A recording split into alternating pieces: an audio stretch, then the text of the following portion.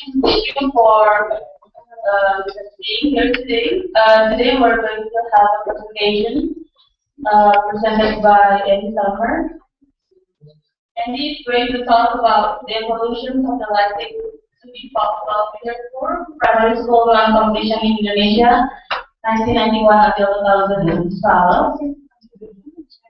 Before he begins the presentation, I would like you to give a brief introduction about Andy. Andy Sumner is the co-director of the Games International Development Institute at King's College London. He also holds association position at Oxford University and the Oxford Poverty and the Human Development Initiative, and also is a fellow at Center for Global Development University. So Andy, without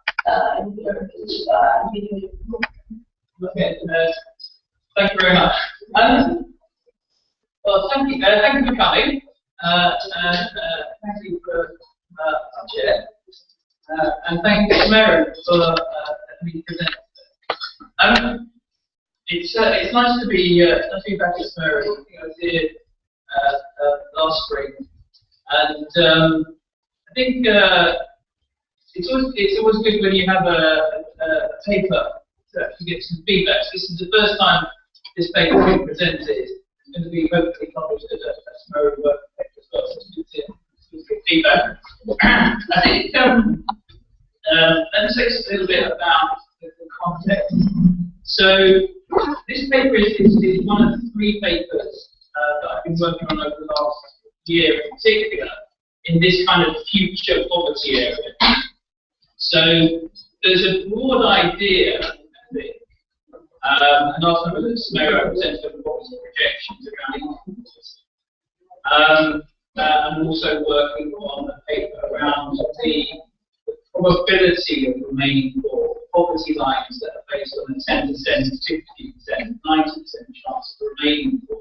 Some of you might be familiar with the Lopez Calva middle class security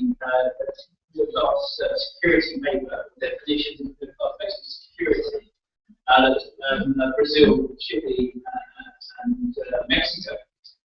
Interesting enough, in Indonesia you find something similar, whereby whatever poverty line you take, you quite often have to double that in order to reduce the prospects of not being poor down to 10% in the future. And so the thinking here is the different data sets, demographic and culture, is to take as the kind of point of departure, the focus on those people who are perhaps most likely to remain poor, and then justify that focus.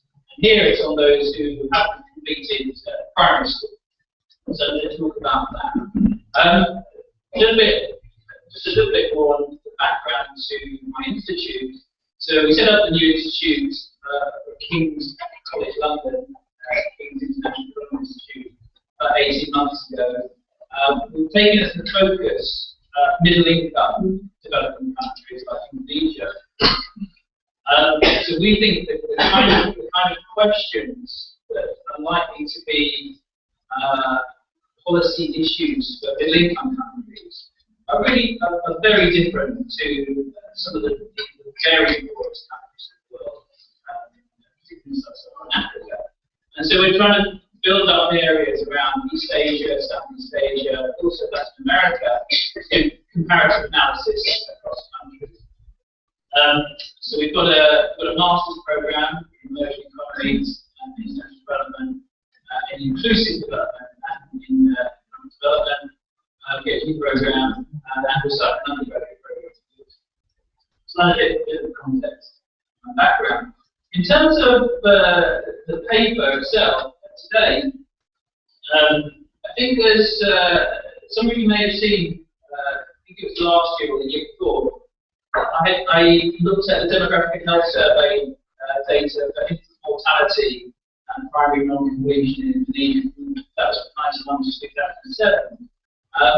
The good news now is that there's another demographic health survey data set for 2012 that was released at the end of last year. I think what that gives is an interesting picture where you could actually track the evolution of certain groups and certain types of poverty over a relatively substantial time period.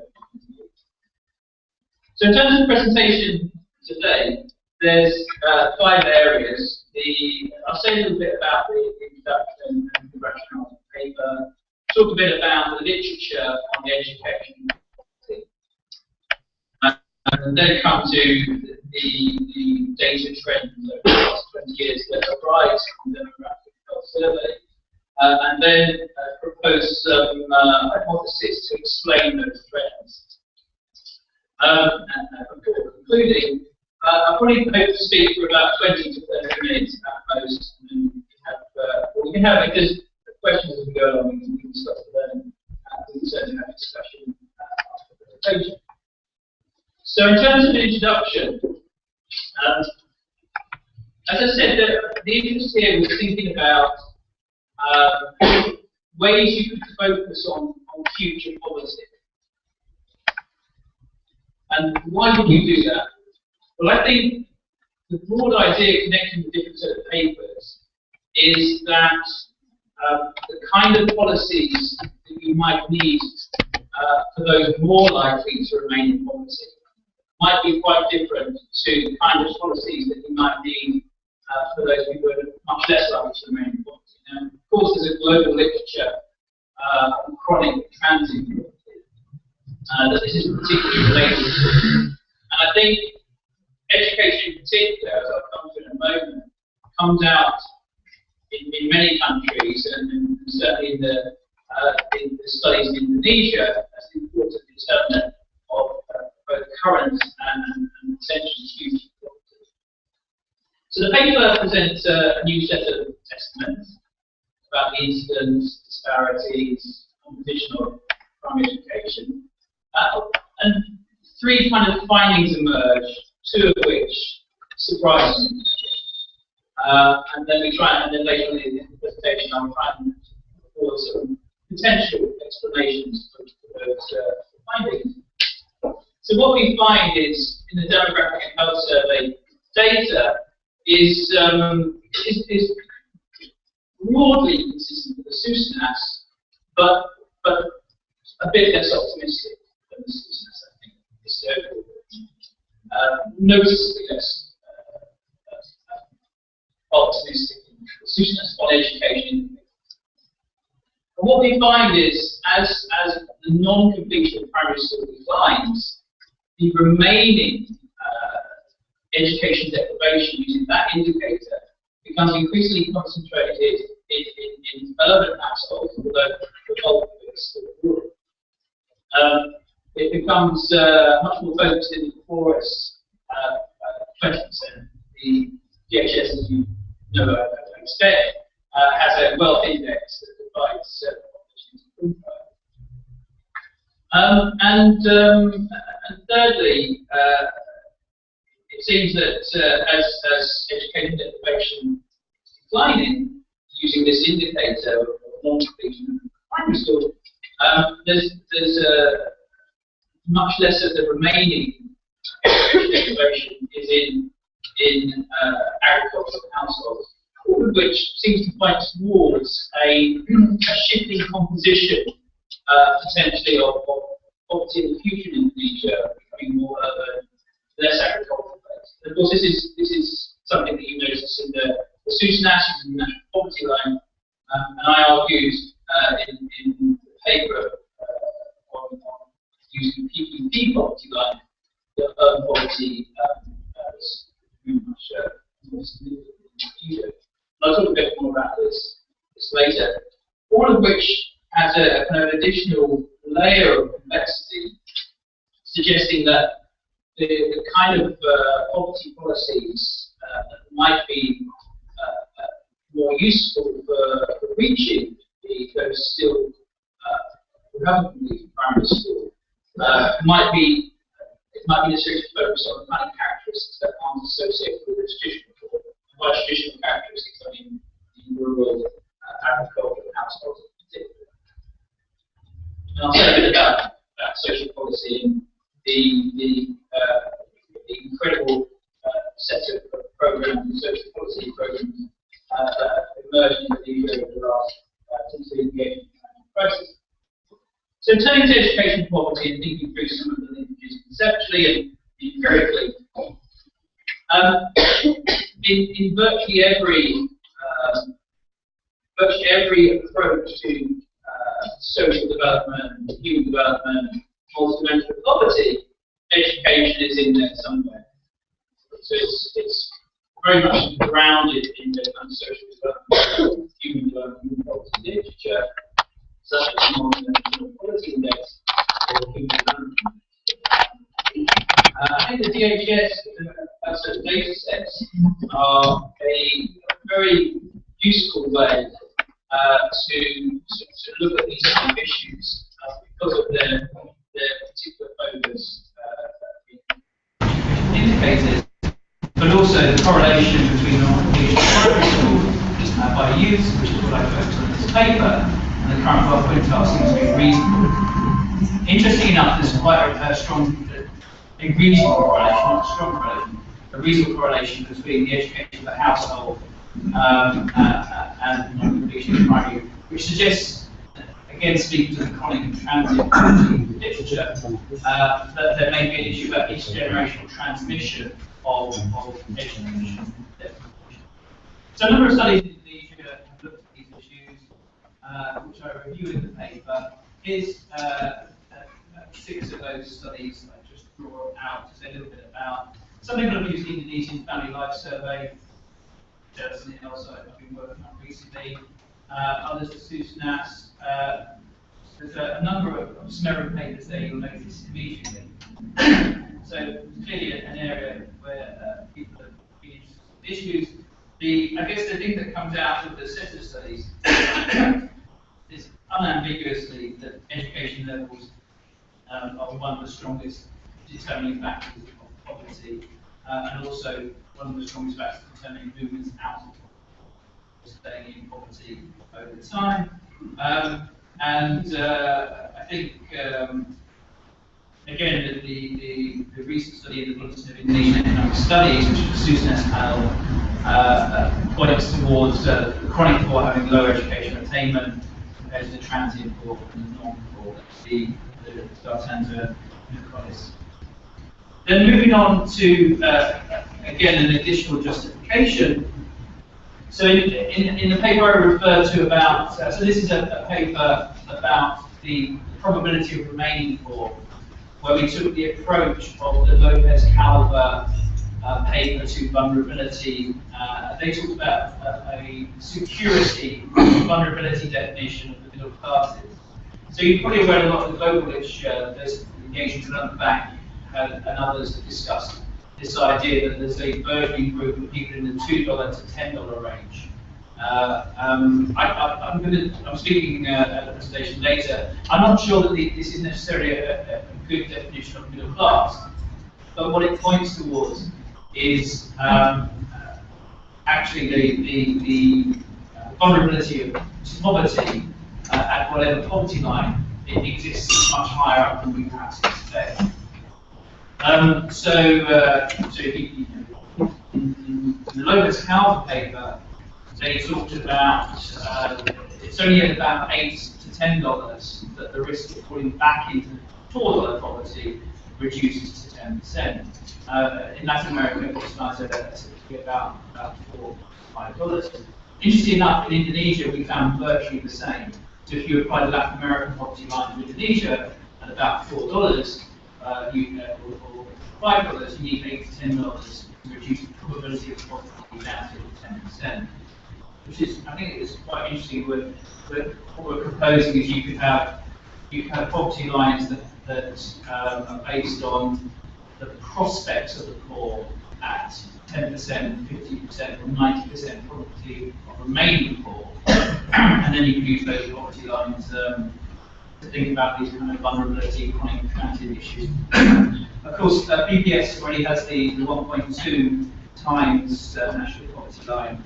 Actually, in the IFLS, we think it should be closer to about 1.25, 1.3, if you wanted to capture those people who are above the poverty line with more than a 10% chance of remaining in poverty. So that's another paper. I'll come back at some other point and present that. In terms of the education aspect here, the most interesting thing I think was the most robust determinants of being poor or remaining poor for education at levels and asset ownership in the IFLS. Surprisingly, perhaps, we found that the household head's sector of employment is not a robust determinant of prospect poverty, and we present just the education results just to demonstrate. So a kind of a reasonable correlation, and certainly the highest of all the things that we pulled out of the IFLS. And all of this speaks to, as I point towards, a sense that as the poverty rate in Indonesia declines by the national poverty line, there's an awful lot of people that are just a little bit above that. So on the oh, I was going to do a little red flag. Yeah. Cool. This is the Indigenous density curve for 1940 to 2001. The different curves representing different years we use. This was in a paper that I did on poverty projection. This is kind of historic data. And then you apply the vertical lines for different poverty lines. And so actually in recent work I've started moving towards using the 93 and 2013 series. There seems to be mixed opinion about whether you should go back and use the kind of 93 series. But certainly, anyway, in this data. So what's happened in certainly the most recent data in this graph is this, if you look at the $1.25 and the $2 international poverty line, you've got a lot of people who the curve moved slightly across just above these kind of poverty lines. And in all likelihood, that had some considerable risk of economic shocks pushing back to poverty. And here you can see the kind of the growth in Indonesia's the lower middle classes. Actually, that growth is again, it's people who are to a considerable extent, not a great deal over the international poverty line, kind of $2 to $10 range. And then there's ongoing questions, of course, whether any country's national survey captures very well the top income. Again, there's papers in them that are doing these network studies over the last years around. So in terms of primary school non-completion, the paper argues that this is an interesting approach to thinking about future poverty prospects and looking at how this evolves over time. There's one reference study, which is a working paper recently by the Centre for Economic and Development Studies at Jakarta University, which looks at the SUSNAS for 20 years. They look at years of schooling, enrollment rates, literacy rates. And what they notice is an improvement in all indicators, but a slowdown after the Asian financial crisis, a general narrowing of disparities. There's some quite notable exceptions in this overall picture, particularly primary level in terms of urban-rural disparities and consumption disparities. But initially improvements in dropout rates in primary schools. So how does that compare to the demographic health survey? Excuse me. Let me say a little bit about DHS and the methodology I've used. So the first point to note is that, of course, the DHS is cross-sectional. It's not panel data. So that is a major limitation that I'll come back to later, and why the IFLS is obviously a very important data set for Indonesia. However, the DHS is nationally representative, internationally comparable, makes it quite interesting in terms of comparing countries to other countries at similar levels of category income. The largest caveat in the DHS, of course, is the sampling. So the sample is based on women of reproductive age, 9-year-olds, but you can use it to generate data about their household. However, there are missing components of the population, notably elderly households, where there's no room for data. I was always curious the extent to which that sampling approach adequately captured the Indonesian population. And I noticed in the recent Viranti paper on poverty and inequality under decentralization in Indonesia, when they talked about the types of family and the data, the family structure in Indonesia, and I did some calculations on that. It seemed to me that the DHS includes more than 85% of Indonesian households, which is pretty good, I think. And certainly that's reassuring given the sample. So in terms of the methodology I've used here, so the indicator I've taken is the proportion of youth who have not completed primary school as a potential for youth in that age range. The theory is if someone hasn't completed primary school by 24, then they probably won't. And this is the international standard for talking about primary school completion. Indicators are sort of household level, because that's the unit DHS is randomized. So we took the extended deprivation estimates and we weighted according to the household size. As is common practice, we applied the deprivation to the whole household based on an intensity. So if one of the 3 youths in a household is recorded as being deprived in education, non-completion of primary school, then it gives a 33% deprivation in that case, not a full 100%. So just to reiterate, there's 2 very important limitations. There's the overall DHS limitation about sampling that I mentioned, so elderly households, perhaps 15% of the population are effectively excluded from the DHS. But also, if you want to focus on this particular indicator, and you focus, as I have done, on youth, essentially you start to exclude households as well that don't have youth in that age range. So what do we find? We generated 3 different indicators of primary completion.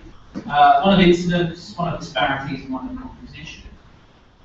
And they're outlined there. I think the one I was the most interested in is the composition. So I think there's a Martin Sen talked about what he called the identification question with policy, which is the identification of the kind of people who are poor in terms of their characteristics, in order that public policy can try and focus and support those people. There's an additional temporal issue here of trying to distinguish between the kinds of people who are likely to remain poor as well. So public policy can think about the ways that specific interventions might support those people in the future, how those would be different to other groups. So in terms of the primary school non-completion in Indonesia, we get this overall pattern as kind of incidence. So you can think of this broadly as the kind of poverty incidence if you define poverty as non-completion of primary education. So overall, you obviously see a drastic decline from, I think it was over 20% in 1991 to close to, I think, 6% in 2012. But underlying that, there's obviously substantially higher rural rates, higher rates in the lowest asset quintile, DHS block index, and higher rates in those groups who did not work or were in agriculture and self-employed. And also, as you see at the bottom, quite substantial rates amongst those primary, although all those other indicators are falling. And then on disparities, you see a somewhat different picture in terms of kind of different rates in subgroups, particularly around the sort of education level there right at the bottom, in terms of the education of household debt. So the characteristics on the left there are the characteristics of the left. And what does this all add up to in terms of competition, which I think is the interesting question. In a way, the incidence of disparities here are the central driving question. It's about how the composition of the types of people who are likely to remain poor, if you accept the assumption that primary school non-completion is a good proxy for those likely to remain poor. And then over time, we see this. I mean, it's not a linear pattern, but it's certainly a rising increase in the urban proportion of those education deprived, and regional pattern. Concentration in the lowest asset quintile, quite noticeably, and then some. I think it's an overall decline in agriculture, so it's a bit bumpy, and then decline in education of the household head, no education, and then some increase, I think, over time in those households in primary education. What do these patterns add up to? Can you explain what the variable is that? For example, what would be the Which one? what would be what is increasing here? So let me see. So if you imagine the bulk of education deprivation is 100% bulk, and then 25% of the total amount is urban in 2012, whereas 75% is rural, and so over time the lump or the total amount of education deprivation is urbanising, becoming less rural. The total amount of education deprivation, using this indicator of functional non-completion, is concentrating in the lowest asset quintile, deconcentrating in terms of agriculture, and then increasing each of theirs. In terms of the, so I think in a way it's this kind of overall pattern that suggests, and I'll come to the kind of social policy angle in a moment, that there seems to be an overall trend in a way that's a little bit surprising perhaps at two levels. And then maybe less surprising on a third level. So, I mean, overall, the trends are consistent with the SUSNAS, but I think less optimistic. I think the SUSNAS puts primary non-completion at 1 or 2%, 1% or less, whereas the PHS puts it at 6%. Of course, there's a reference group issue here, youth's non-completion. So what the composition suggests is, as I say, more urbanised, which in a way is surprising, because you'd expect the poorest to be those who are education deprived, as education deprivation declined, to remain a rural place. But there seems to be a kind of urbanisation of education deprivation happening over time.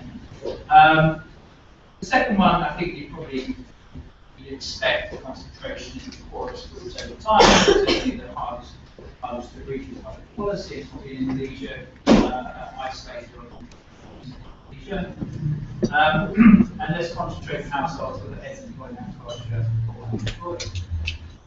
So as I said, the first and last these things are kind of things I expect, looking at the data. So the first and last things are things I wouldn't expect, and then the concentration of forest households absolutely.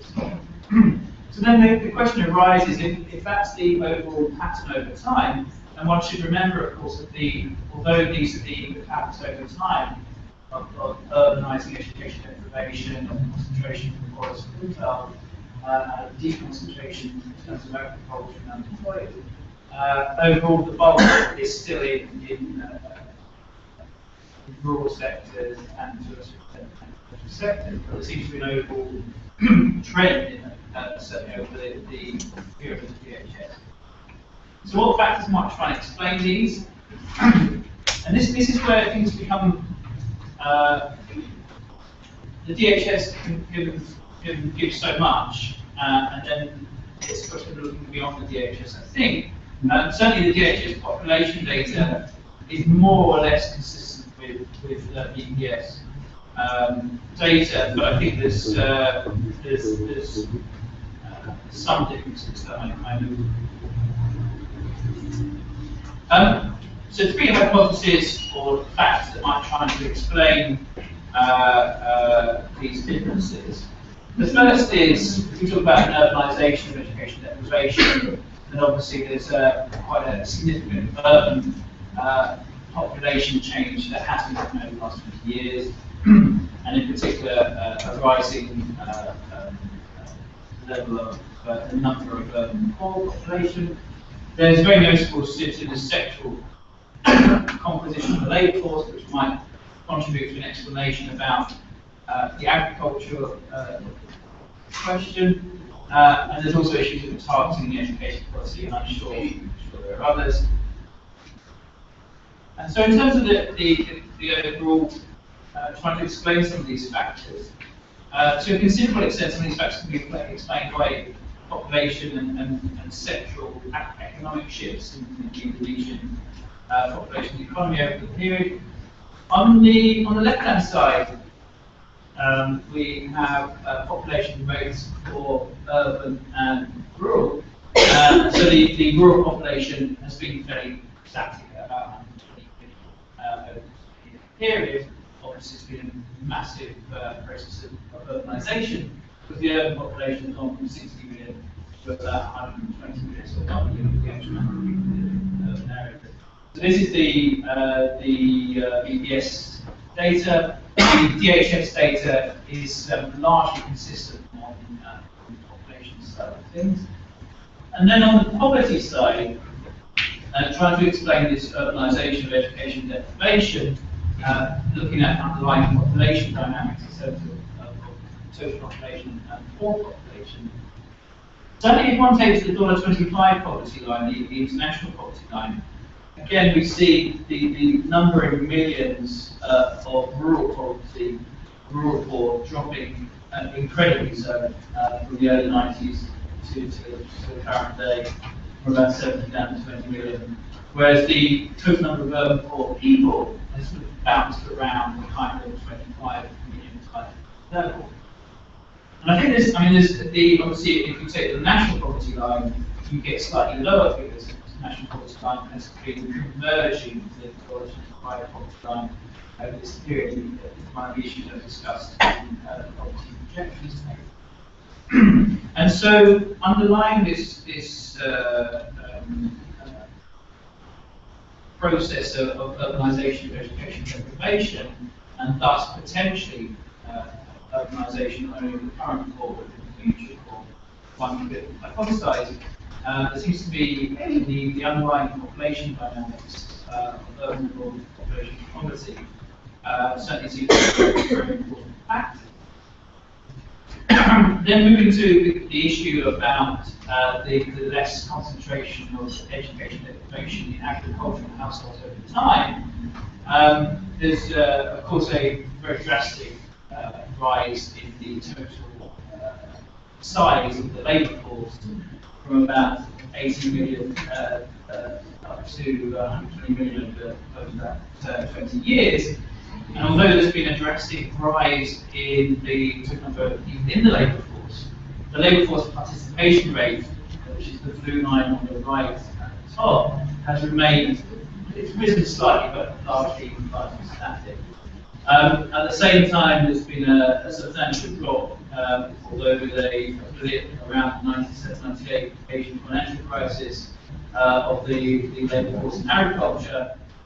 And I include the unemployed as well, because that was an issue about education deprivation, less concentrated in those who are out of work. Of course, unemployment statistics in any country are sort of considerable contention. And I remember a lot of the writing and debate over the last, particularly after the Asian financial crisis, about definitions of underemployment and unemployment.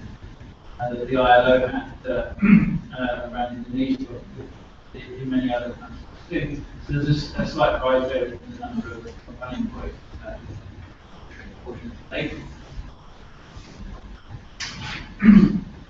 And then finally, in terms of hypothesizing some of the underlying causal factors in the composition change and potentially the future for in terms of primary non-completion.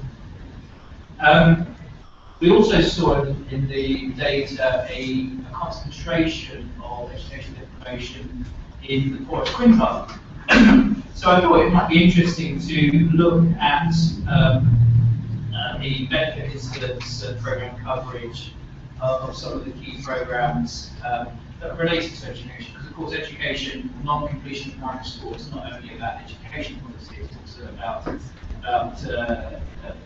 nutrition, health, and other aspects that affect the household. And so we have the BLT data that is from SUSNAS 2008 from processed in Granty, and then the other data is from the two World Bank publications, which are SUSNAS 2010 and the annex data of those provide D-star related data. And the picture that emerges here, I think, is that the coverage rates of which are at the bottom are pretty high for subsidised rice, but less so for health fee waiver and cash transfer. And the education assistance is actually incredibly low, which I think is very well known. Partly the issue that has been discussed, of course, is that qualification for the education assistance relates to factors that mediate against those poorest families, because it relates to those more likely to go to those children who are in school, those children who have existing enrollment record or good enrollment recommended by the school. And then moving to the graph on the top, when you look at the benefit incidence, again this is the spread across the benefit incidence by the D-cell. I think the benefits, BLT, subsidised rice and the health fee waivers are not unreasonable, but again the education system is much better. So to conclude, I think that the DHS serves a useful purpose in looking at indicators over a 20-year period, given that it's now 6 data sets. And what that tells you about education deprivation using primary school non-completion is overall there's a very drastic improvement in primary school completion. But underlying that, there's some changes in the composition that are perhaps counterintuitive. Mainly, it appears that although education deprivation is still largely rural, there's a clear urbanisation process ongoing, and it seems to be that over time the composition is shifting towards being less concentrated in traditional communities, which might shape and frame the future composition of Indonesia as a result. And also it's less focused in those workers who employ agriculture, work, and also more which is what you'd expect from the last factor, but on the other hand, given that public policy is focused on the poorest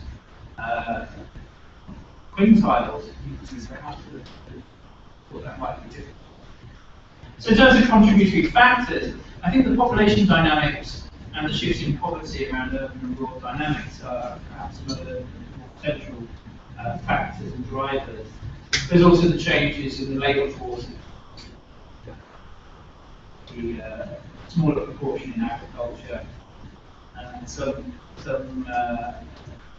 trend right depends over unemployment that are open to discussion. And there's also the targeting of the new social programs that actually most students come after the Asian financial crisis. All of which, I think, if one is taking a lens or perspective on the composition of those likely to be poor in the future, would suggest that the overall patterns of the urbanisation of poverty and the shift away from agricultural traditional poor groups is likely to continue. Thank you, Andy.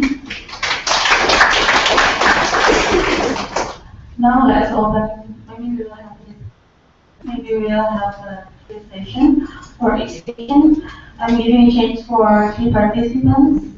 So if you have any comments or questions, please give it to us. But before giving your question or comment, please mention your name and your institution.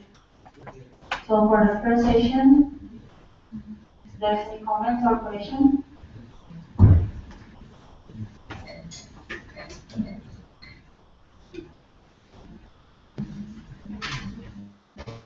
Can I ask a question? There's a few, just in terms of thinking this through. There's I'm curious what people think of the DHS. That's the first thing, in terms of the sampling issues, but also whether people how credible or how robust is it seen amongst Indonesian scholars? That's one question in my mind. And the other question that really struck me in doing this particular paper is, and again, the question is just asking what they think, is the evidence around education and poverty and correlation between the two, or remaining poor, seems to be very strong in Indonesia. And that made me wonder about whether people who are working on chronic and transient poverty type issues have tried to take education levels as a proxy for future. And the third question of my mind is really this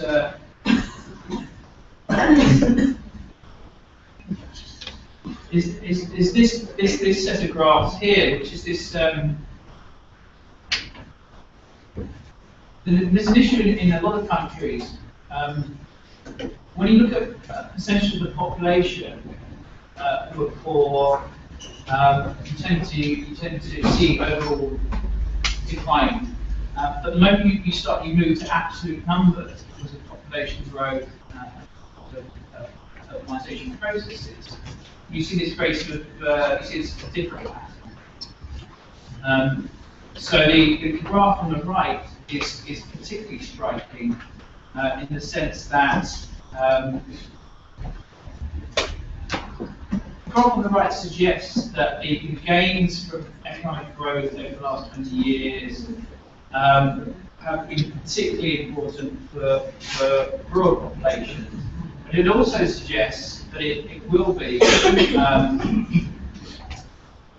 20 years of growth still leave urban population largely static.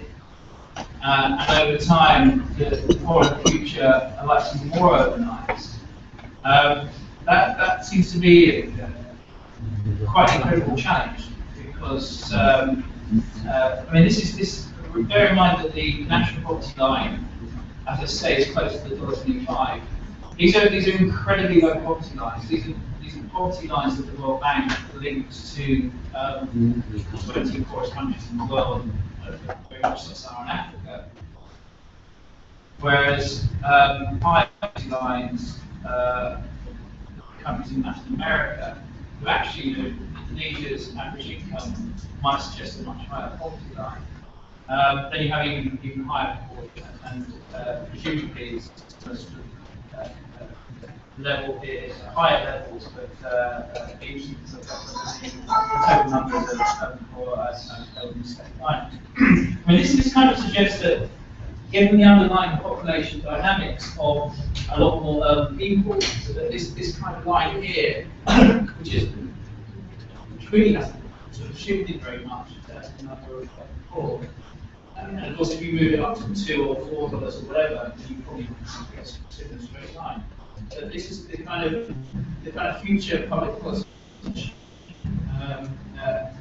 Is particularly around urban poverty. So I'm curious what people think about those kind of urban population, urban poverty issues. Because theoretically, it ought to be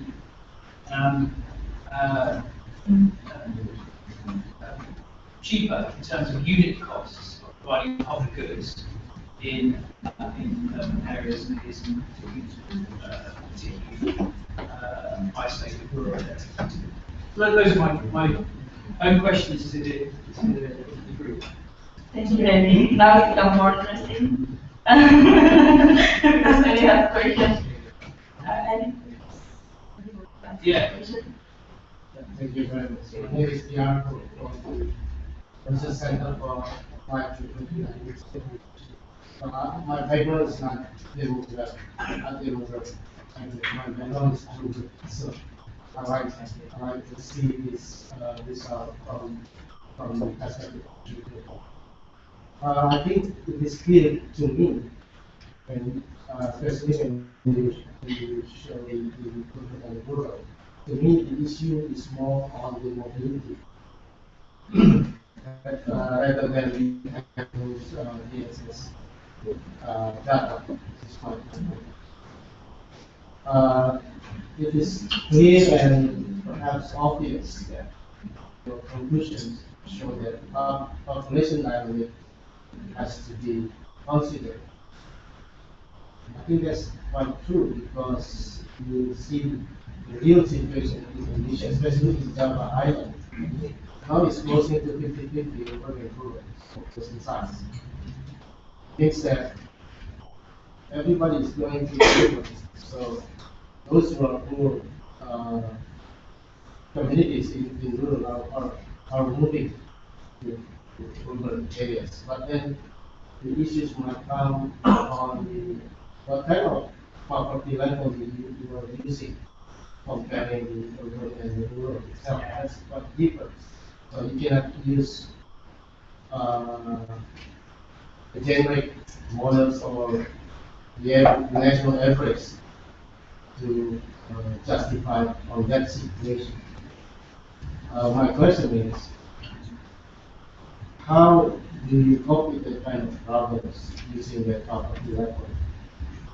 I think it's more localized, probably might be realistic, rather than using the generic property line or using the global property line as a reference. More local, I think it's more realistic to use that. Because if you go down to Jakarta, as we take Jakarta, for instance, then you can find easily that if you go further from Jakarta or Bogor, the numbers of desas, numbers of rural areas, which has lower property line compared to Jakarta, for instance, but they have probably their living cost is quite affordable for them because they have a lot of resources to fulfill their basic needs. I think that's one issue that I think it might be realistic to use more of the local profile or local features to underline the property line as the reference. That's one. And second, why don't you put the, I don't know, the magic belanja compulsory education or mandatory education. We have 9 years. Yeah. Compulsory.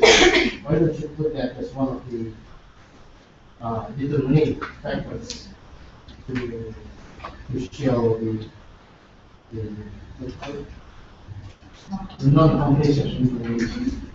So if you put that as a determining factors, that it might have different reasons, or probably it might also give you a different perspective on having the causal loops, or if you are in the system thinking, it might have a different causal loops. Why the people and the welfare is not really connected in that case. We have that 9 years of compulsory or mandatory school. It means that everybody, even though they are poor, very poor, or they don't have any income, they might go to school. Yeah. The problem is the access and the facilities. So it is rather you are clearly clear. I think that's my second question. Is there anybody else? Want to answer? Go ahead first.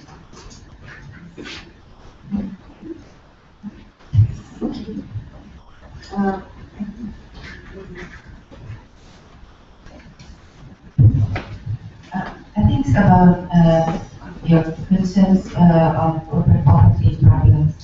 I think it's your similar concerns. Yeah, when we did the study on child poverty, I think our study on child poverty also shows that in terms of the elasticity of poverty, general poverty on child poverty in urban area is less sensitive than in rural areas. It means that if poverty declines by 1% in rural area, it alleviates more child poverty than in urban area.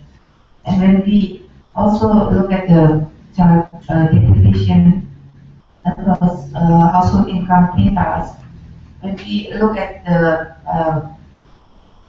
not only by quintile, but it is differentiated urban by quintile and rural by quintile. I think the conditions of the children at the quintiles are the same in urban and in rural. And I think it's also true for the education and also up to 2012, where it is 2012 also showed this similar. But I think when you mentioned about the policy implication, when our problem is more in urban area now and increasingly urbanized, it's rather different with our now the government's traditional programs. It is maybe I think it's more effective in rural area since it's tackle more on the access or the demand side. Because urban area has different types of problems, especially related to education. It is not only the physical access, but also, I mean, a lot more difficult. And I think, I don't know, because when we did our analysis on the piece on Susanas, we recognized that a lot of children in urban poverty are not captured in this, because if they are like street children, they are not calculated in Susanas. I don't know, I think SDHS might also have similar problems, and the number of them are not statistically recognized. Yeah, and if this is, if we need the different kind of approach, I mean, providing alternative education, so this is not in our traditional programs so far.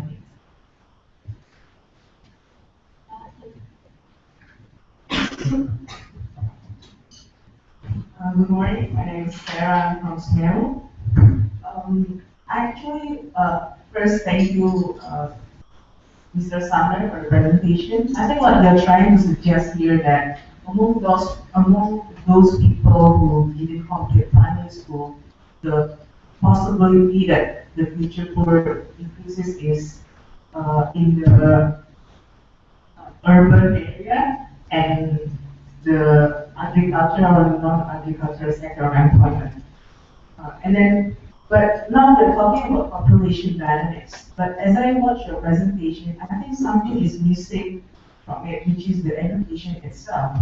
Because we're talking about the primary school non-completion here. So I think there's a possibility as well that there is an education shift. For example, there is a trend in Indonesia, like the parents, for example, they didn't go to school, maybe not on third level in elementary school, but there's a high possibility that maybe their children completed the primary school and their grandchildren completed secondary. So there's a generational change of the education itself, and especially if you're talking about the evolution of the future poor. So I think it will be needed to answer, for example, to what extent should the new generation improve their education in order to decrease the probability of future poor. And for example, if you're talking about the composition, that maybe it will be more interesting as well. For example, we answer how many youth in family should reach that educational level to reduce the probability of future poor. For example, if there are 3 youth in a family, is it enough if only one can complete the primary school can reduce the probability of household poverty, something like that? Or should it be like everyone, the youth in that family, should reach that certain level? Thank you.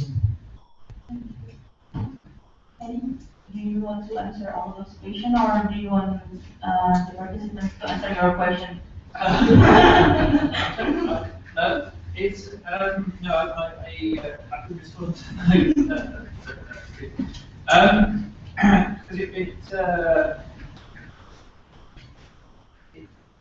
It relates to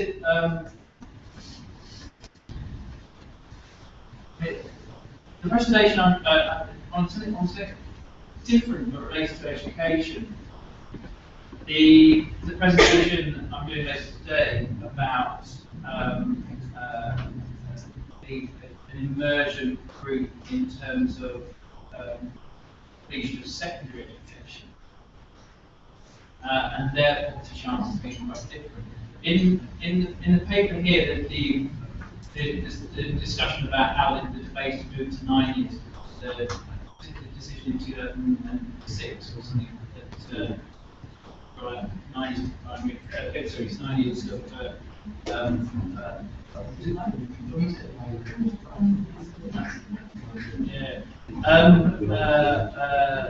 To roll out 9 years of education. What we could do is, instead of looking at primary completion, is actually to look at 9 years of post education, and that would be interesting. I mean, the point you're making about poverty lines is very very important, I think. Implicitly underlying these aggregations are those local poverty lines that then converted into key dollars. And in other papers I've used the national poverty line. There's of course an underlying issue about whenever you use these kind of international lines about collection power parity, and of course the World Bank is in the process of updating all of the collection power parity over the next month or so, which can change the pattern quite substantially. It makes me wonder about whether, increasingly, kind of in your questions about whether the focus on expenditures and monetary poverty lines, whether one takes international or national or local measures, it's always going to be secondary to perhaps looking at multi-dimensional poverty, the kind of deprivations that are in child poverty, SMERU reform. And so increasingly that's the kind of direction I'm moving in, I think, away from poverty lines per se. And I think in terms of the kind of urban poverty issue. I want to look again at, I want to reread the SMERU Child Poverty Report, I think, because, of course, within that, there's a whole load of data on the education type issues that relate to this. And it made me wonder, I mean, the point you were making about the sensitivity to the poverty line, and that's similar kind of findings that when you look at the density charts I found, and whether actually the nature of poverty in urban and rural areas might think about using different indicators. One of the things that struck me about the Oxford work on multidimensional poverty is they increasingly found that many of the standard poverty indicators show very low urban rates of poverty. And the hypothesis, of course, in the urban poverty literature is you actually need different types of indicators. The kind of indicators that just used to measure poverty are rural related indicators. And it also pushes one more towards the kind of quality type indicators rather than quantity type indicators of poverty deprivation. I thought it was a very interesting point you were making about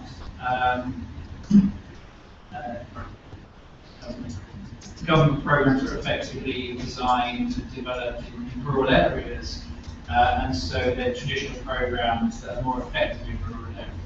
That's a very interesting point, and sort of the kind of questions that exist around sort of access and building schools are quite different, of course, in urban areas. It's interesting actually, on the sampling of the SUSNAS, I haven't thought about this for a long time, about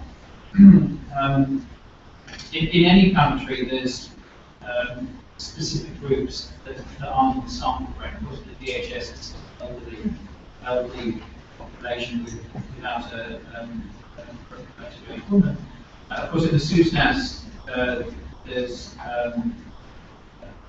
as you said, there's issues like street children and other social groups.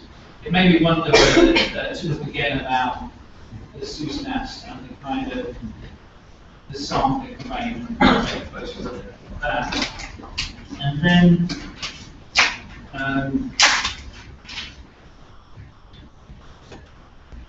I thought there was a very interesting idea about how many people do you need in a household, the household making trade-offs and decisions about expenditures in terms of how many people need to complete primary school to make a kind of threshold difference.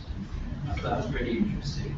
I mean, as in all countries, the kind of generational shift in expectations about education is an interesting issue too.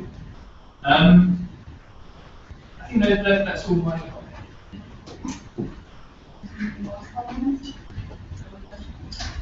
If there's any more comment or question?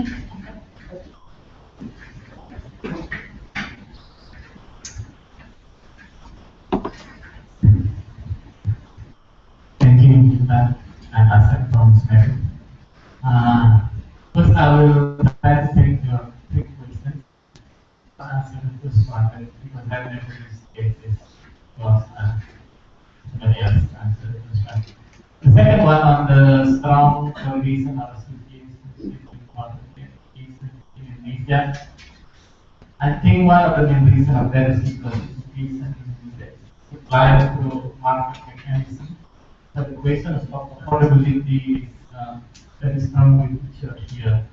That's why there is a strong tendency for circularity between poverty and non-competition. Primary education, it goes back and forth, I think. And in fact, if you add the aspect of quality of education, it will be much more strongly on this. Your third questions on urban-rural persistence of poverty. Certainly, mobility is one of the dominant factors here, but it's not the whole story, because I think at least 1/3 of this is driven simply by the changing status of areas from rural to urban. Uh, and your figure suggests that actually many of the rural poor live in these very urban areas, while the non-rural people maybe live further from cities because they have less population density and larger land per population. This is just my hypothesis. I think you should take the answers.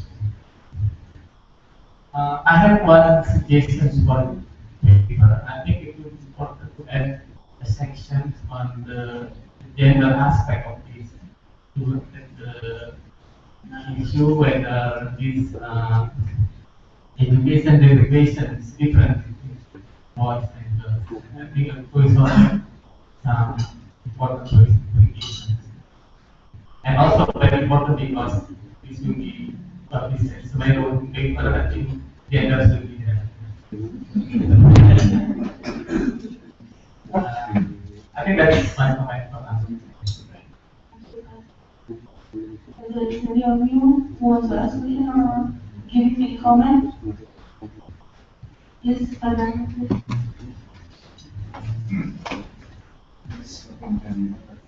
Okay. Good morning, everyone. My name is Sumner from the St. Institute.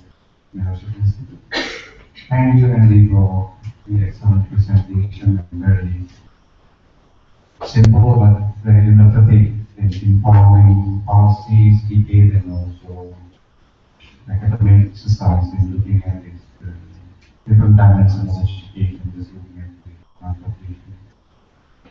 So I think Sarah had a good point, and some of the major takeaways is about being more organized.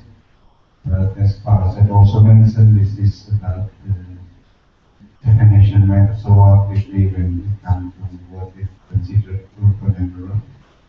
And also, I didn't get your question, but I myself have never worked on the PHS. But for the external validity, this exercise can be cross-double-checked with the SUSMAS. We have all the SUSMAS data, and we also good to see how comparable in terms of the outcome comparable.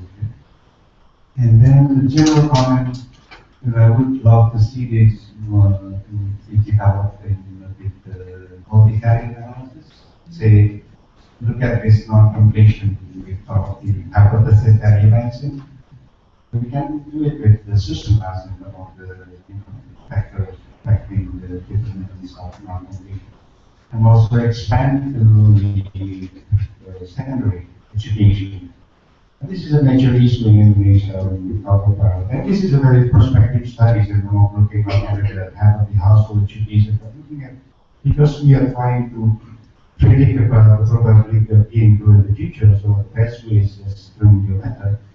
And looking at more non-completion, we call it the transition rate, primary, secondary, that's what we don't have there. And I have good news in terms of the targeting. The hypothesis one probable explanation is because targeting was lost here in family education. I just said with Pak before I headed to Rio, even from Rio, I'm still back actually. I set up in the research experience in national history. It's really by database with the Department of Information. If you look at them now, I just saw what I said using the latest system, it's very steep, not flat like what you just saw between desire 1 and desire 2, which is, it's not targeting actually. Probably getting the scores about the same between the first and second desire. So we can show you that with the new targeting method actually is steeper, meaning that exclusion error is reduced dramatically, and inclusion so as the inclusion error. Simply in the past, targeting is done through the school base. The primary school decide will receive the scholarship. Now it's determined by central government under the process. These are families. These are the children of the family that are supposed to be receiving the scholarship. But that's only one equation, and we have to know that scholarship scholarship, many people receiving scholarships still not going to school because of, out of pocket money is still not covered by the scholarship, and the timing is very matters. It matters a lot also when you do it with the parents for people. So that's a good news in terms of targeting. Hopefully it will change the way how the mechanic of transition rate and dropout and this. And yes, in terms of actually, I just new from your own in terms of the education. This is new paper from I haven't said it myself. This title is very sexy also. Using Susana's 2012 to 2012 is being healthy, wealthy, and wise dynamic settlements and subnational very important. And this is augmented with model, it's all traditional model, but we augmented with education and health. It does matter a lot in regional variations and mostly explained in education, enrollment, and quality. And using village Susana, so it strengthened the point that you made about, basically, Sarah actually, at least actually understood the animal company. Actually, it's a matter now if you're screwing up with the transition, the future is going to be very bleak. Evidence is a lot. So, probably I will have more detailed point later on, but now that's very much it. Probably we can discuss more. Actually, there's question also from that some that you did the use of as well on this logistic and linear property. It's very interesting looking at when you run the logistic with the delivery. It's not linear, it's not monotonic way when you increase and improve when you decrease. But when you do it just using the linear equation, it has a different. We did a paper with Daniel and I with the encyclopedia social action using profit logic and progressive from PC. Basically just predicting about probability. All education is everywhere, it matters when it comes to predicting, no matter what you use. Basically it's very consistent, whether it's profit logic or LPM, linear probability model, you have to say the stuff education. Itu bos untuk sementara.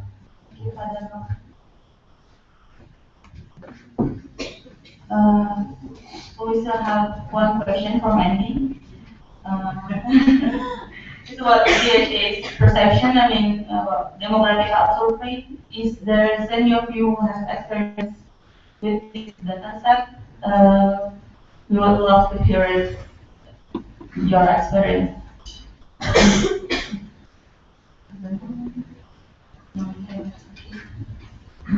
Sorry, Andy. That's okay. So I can make some comment. My curiosity about the DHS is, of course, whenever there's a new DHS, there's a big report by the company and the Indonesian government. The company's Map International and the government.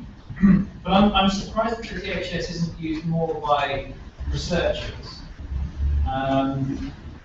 If you look at sort of scholarly papers and conference papers and working papers, it seems to be it's much less used than the other data sets. Maybe that might be the limitations, but that's my curiosity. On back assets points, I think this is a really interesting point about the kind of certain narrative between education and poverty, because the system in Indonesia is much more market-based, particularly in terms of better quality education, becomes much more about market. Whereas in other countries, it may be that that link to quality education isn't as strong. I think there's an important thing that I need to look again at, and that's the definitions of urban. Because not only the official definitions change, there's also an issue that areas are redefined as they become bigger and more urban over time, so there's an issue there. I noticed Susanas that you have to have a karaoke machine to be in an urban area, which was discussed. There's that's always surprised me. It's one of the things that's stuck in my mind. But maybe these it may also be these conceptual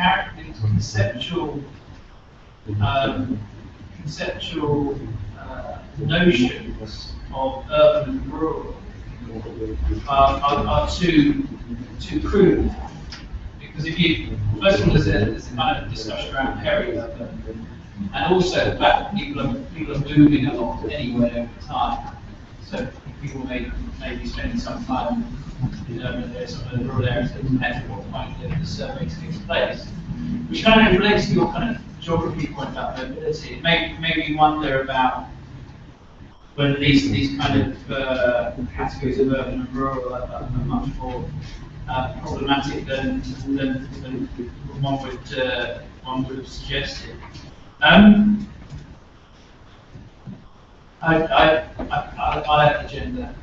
Initially, the reason that we didn't have gender in the study is because UNICEF did a large study around the DHS at the global level with boys and girls, and India was included in that.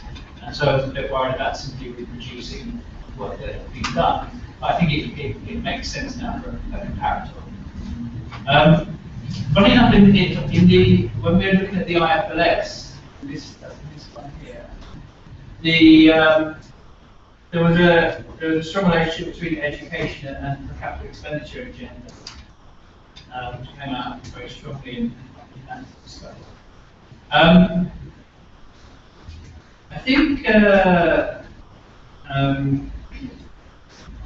terms of Paxigama's comments, I think it needs some multivariate analysis really. At the moment, it's that kind of first stage descriptive of the data. And actually, the Susanas obviously presents plenty of scope for taking that forward. I was interested in this point you were making, very interesting points about transition rates, primary and secondary school. And I thought that the targeting points were very interesting. That there's of course, a sort of improvement over time, but then there's sort of drastic moments of improvement. I'm very interested in the healthier, wealthier, and wiser. Not least because they're fantastic. It sounds like something I very much enjoy reading.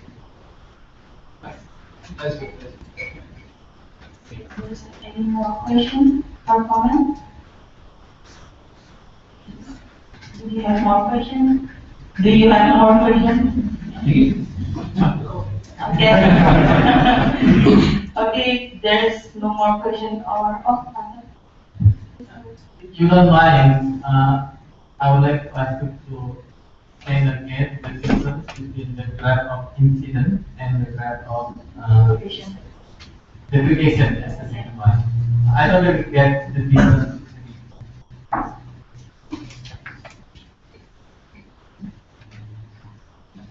It's a composition one, the benefit and the incident. Yeah, okay. So the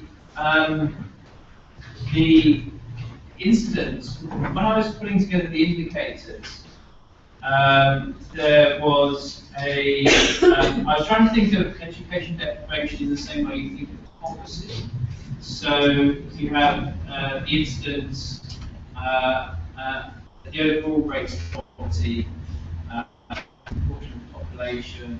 Then you have the differing rates of poverty by subgroup, and then out of that you get the composition overall as the whole lump.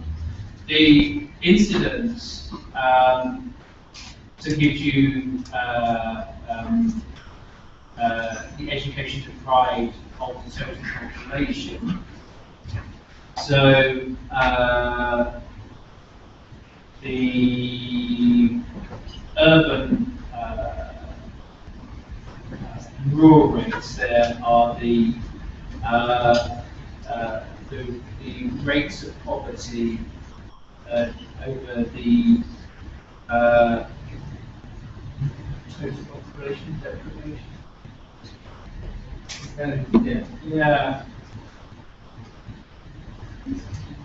I see what, so what's the denominator is instead of the total.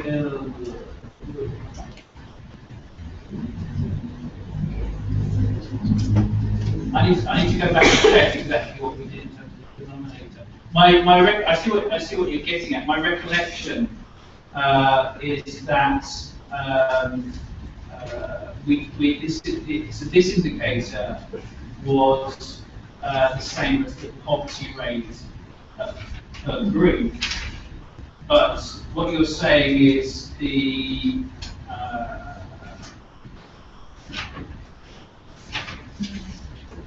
so the urban rate would be over the urban population, but then that's what these disparity rates follow the subgroup.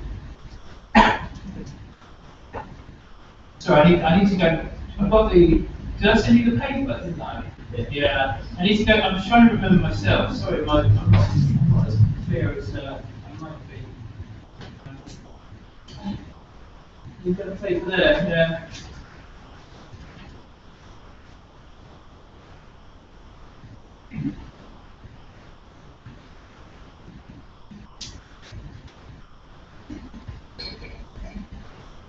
I need to go back to the Excel sheet and show the Excel sheet. Let me double check and just and then I can confirm with you exactly what the difference is. My recollection is we were trying to do the incidence as the kind of poverty incidence of the reference population in each total population, and disparities were the different poverty rates by group. And I want to go back and check the exact exactly what we did. And let me confirm with you exactly. Okay, this is probably one last question from my end. It's not very directly linked to your design business, but entrance probably yes. After assessment, I would be more important. So, do you believe in what so-called is a middle income track? And if you do, what is the implied likelihood of Indonesia, being tracked into the middle income? I'm getting interested in that. We're talking now about the middle income. Education is one. Yeah. Religion is one. As factors to make things really around that. So that's I would like to have your take on that question. Well, I think there was a big conference that the government had organised. I've sent that Indonesia middle income track. So I remember seeing there's some papers recently, I think. I think the kind of there's a prevailing concept of as a mid track being about productivity, isn't there, in terms of competing on low wage manufacturing versus high value added products. But actually, you could think of the middle income trap in various different ways. Not least through the process of growth, inequality tends to rise, and then that constrains or slows down or dampens future growth. There's a kind of education angle, as you kind of alluded to, of if countries want to move up to higher value added, then of course it's the tertiary sector and the skill sector that needs to be particularly supported. I think with Indonesia,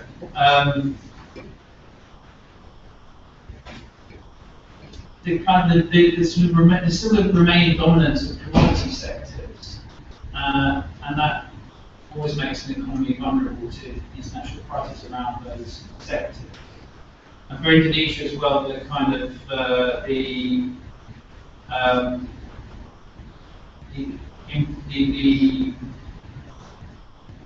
private capital inflows that have come as a result of quantitative easing is particularly important.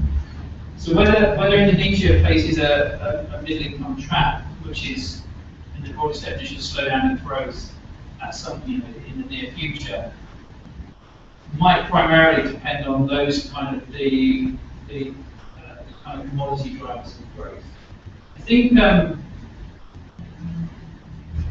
to push more into education and tertiary sector and higher value added products, Indonesia's export sector seems like I haven't looked at the data on those high tech type exports, but it seems to me that every country is trying to compete with China now for everything.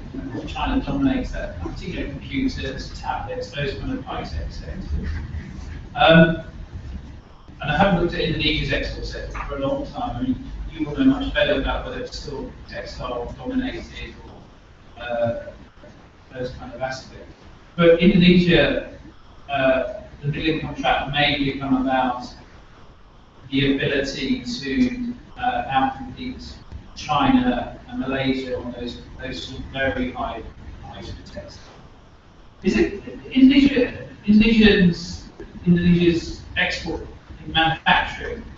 The kind of dominant sectors haven't changed that much over the last 10 years. Is that right? Yeah. So it's still sort of Still the same, yeah. So that pitches Indonesia against Bangladesh and Vietnam rather than Indonesia versus China and Malaysia. Or India, yeah. That's it. Yeah.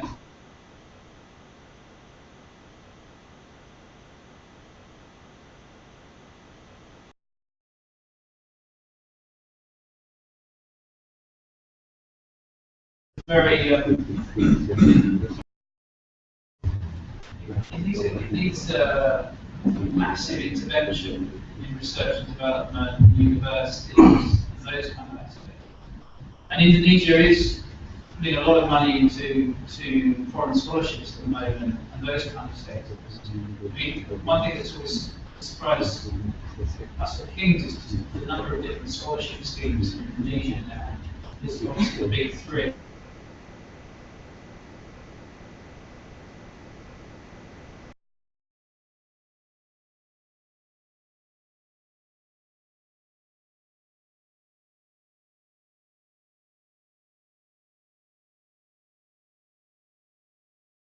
But I suppose for those high value added sectors, where are India has the technology universities, which is really expanding. It would be for the Indonesian government to really push into those technology universities. I don't know how does that play in terms of domestic political economy to spend a lot of money on high tech sectors and university sectors.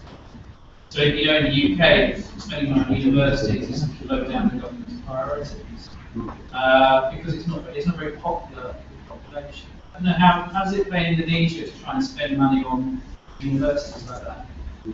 Can you honestly, we did an education, tertiary education spending, and there's been some thinking now to merge between the Ministry of Education and Ministry of Research, Raya. So that That's is an idea. linking between I think the. that's still an idea. Actually, I was one of the team thinking how to merge the education ministry and this like, because if we are talking about the Ministry of Education in Indonesia, the Ministry of Education is dealing with the elementary school, primary school, and higher education. If we try to merge between the Ministry of Education and the Ministry of Research and Technology, it's only with the higher education, not with the lower level. So that's still an idea which is not really moving up minister to minister. We are going to take part of it. But actually, I just want to give you some comments on the fifth one, especially on the middle income part. I think we should use the idea of solo, one gurus of productivity. Use that as the frame of idea, but if we try to apply that idea into the Indonesian context, that might be different. Why? Because the agriculture itself, our culture, we are still in this case of the extracurriculars is not really exceeding the indigenous one, which we are still dependent on imported so forth. So then some ideas getting on as Andrew mentions, why don't we buy more import commodities and their technology? Then at the end it will be transferred to our people. In reality, that's not happening. Why? Because we can't just say that from the public perspective, say that the Indonesian people is not really ready to be in that situation. I mean, to transfer this technology. And the principle still thinking that this is our asset, important asset. It's not really going to be transferred that easily. So what?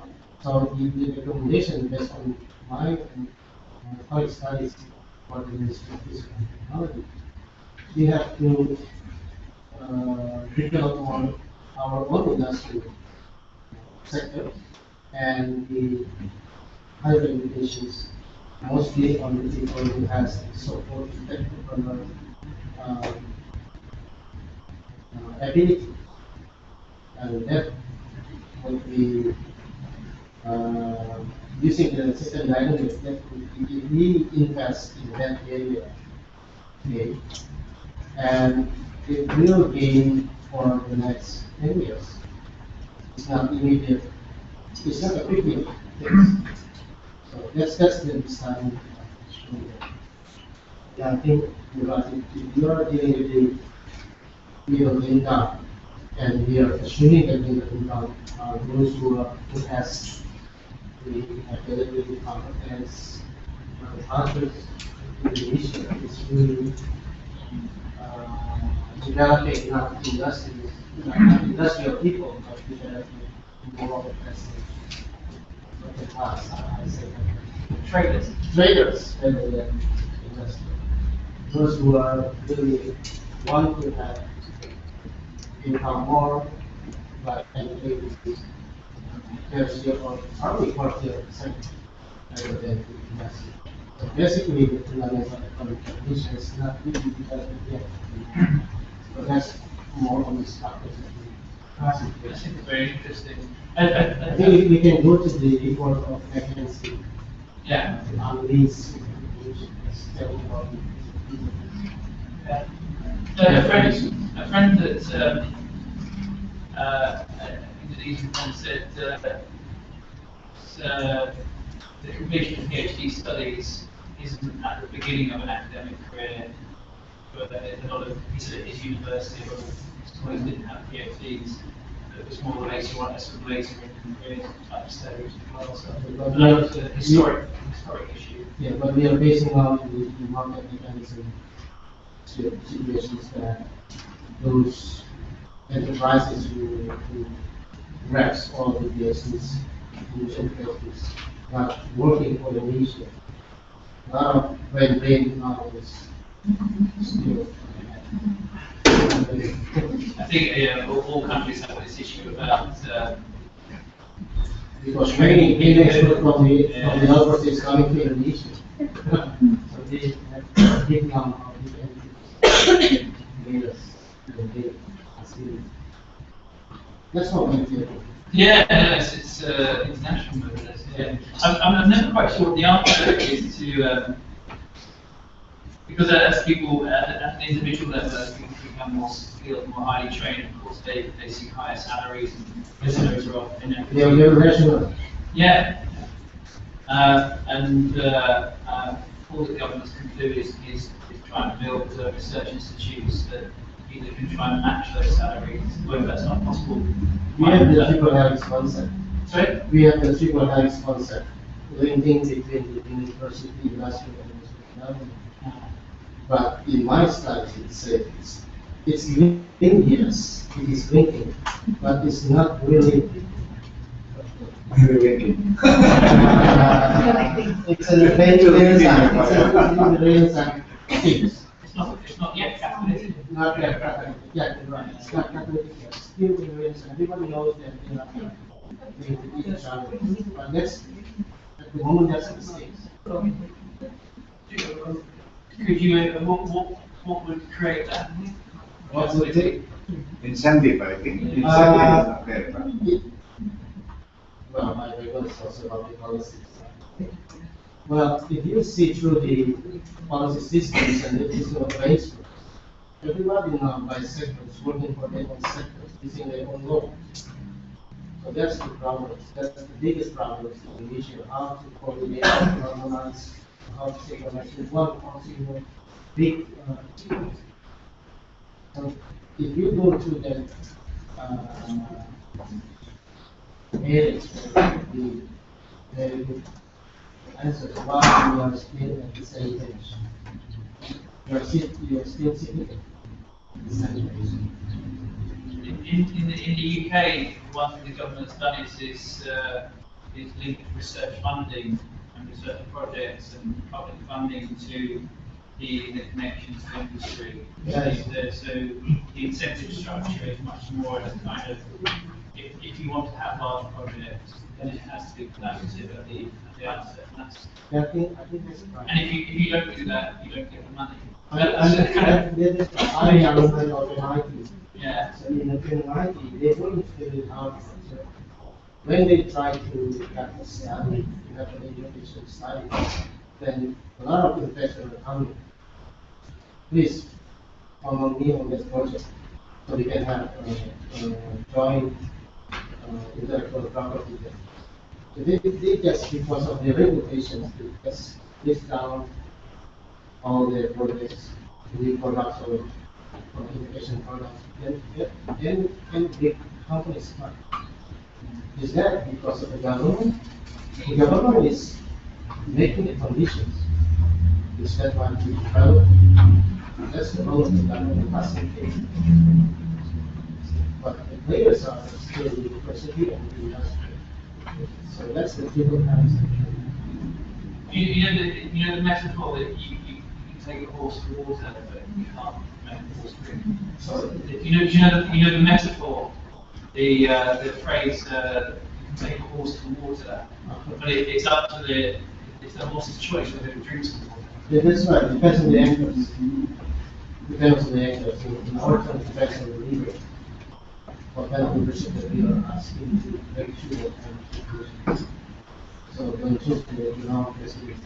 But the other, just on this issue of education, is, of course, in many countries, these high-tech sectors have been very much state-owned, state-funded, state-facilitated, and so, you know, to what extent there's appetite in the government for actually launching into these kind of high-tech sectors as government enterprises carry substantial risk as well, but that might be another issue. Quite complex. Sorry? It's quite complex.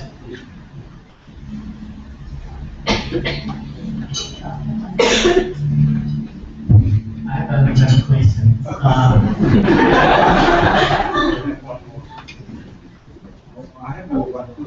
What to do with people with non-completed education? Some people have argued that the education system in Indonesia is very rigid. Somebody has to go through the lowest level, then going up. People cannot just drop out from the system and return. Adult education.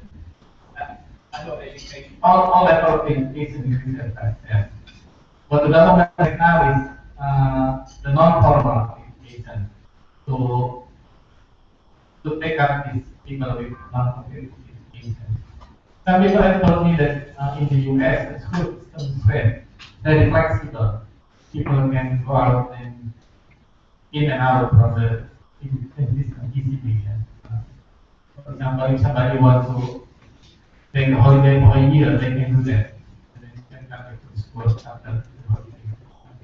Do you have any more evidence or international evidence about making more flexible education systems? And I wonder whether, because Indonesia inherited the education system from the Dutch, whether this rigid system is more prevalent in continental Europe than in the Anglo-Saxon system. I know that I'm not sure about the Dutch education system, but in the UK and elsewhere in Europe, there's a concept of lifelong learning, and that concept of lifelong learning is that the education system is specific to certain ages, but the state should facilitate people learning and training at any point in their life. So it's those in the UK who leave school with no qualifications are able to come back into schooling of any level at any age. I think the difficulty is in the UK, many of the people who don't get qualifications have been in school, but not got the qualifications, not passed or completed.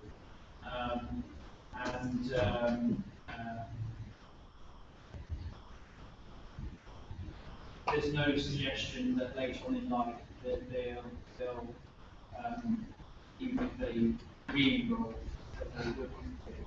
So there might be about, I suppose there's an issue about expectations about what kind of jobs people can get with or without any qualifications in Europe. I think it's certainly true that the system is very flexible. So if you were 30 or 40, you could still study basic education for basic qualifications, but also as I'm sure there is in Indonesia, the learning of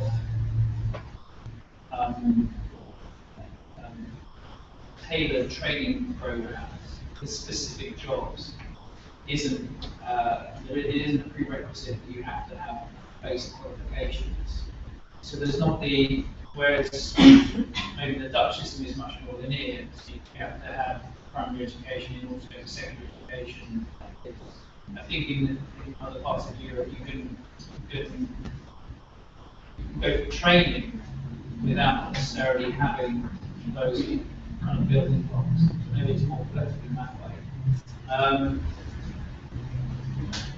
One of the underlying issues, I suppose, is how people see education in their life in terms of the opportunities it opens up or the jobs it creates. And so it's kind of demand type issues perhaps in terms of European education and UK education. There's certainly there's certainly a kind of public policy debate about the surprising number of people who go to school but leave with no qualification, almost no qualification. So they've been in school for up to 16, but they haven't passed. So there's a kind of discussion about the relationship between education in the UK versus poverty or poverty aspiration in terms of education. I don't know much about the Dutch system, but that sounds like it's perhaps part of the historical context. Okay, for the last time, I'm asking you if there's any more question or comment. Okay, if there's any more question or comment, now our seminar is come to an end. Now, on behalf of SMERU, I would like to thank you in the summer for such an interesting and presentation that will be for any. We're providing lunch over there, so please enjoy.